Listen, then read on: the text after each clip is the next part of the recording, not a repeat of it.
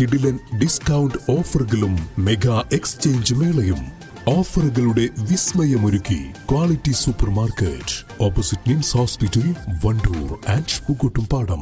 വിലയുണ്ട്, പക്ഷേ കശുവണ്ടിയില്ല. കശുവണ്ടി കൃഷി മലയോരത്ത് നിന്ന് അപ്രത്യക്ഷമാവുന്നു. മലയോര മേഖലയിലെ പ്രധാന നാണ്യവിളകളിൽ ഒന്നായിരുന്ന കശുവണ്ടി കിട്ടാനില്ലാത്ത അവസ്ഥയിലാണ്. നിലവിൽ കിലോയ്ക്ക് 140 രൂപയ്ക്കാണ് കശുവണ്ടി കർഷകരിൽ നിന്നും വ്യാപാരികൾ സംഭരിക്കുന്നത്. കൊല്ലത്തെ കശുവണ്ടി ഫാക്ടറികളിലേക്കാണ് ജില്ലയിൽ നിന്നുമുള്ള കശുവണ്ടി കൊണ്ടുപോകുന്നത്.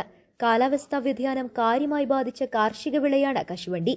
വർഷങ്ങളായി നിലനിൽക്കുന്ന വിലയിടിവും സർക്കാർ സംഭരണം നടത്താത്തതുമാണ് കശുമാവ് കർഷകർ കൃഷി ഉപേക്ഷിക്കാൻ കാരണം.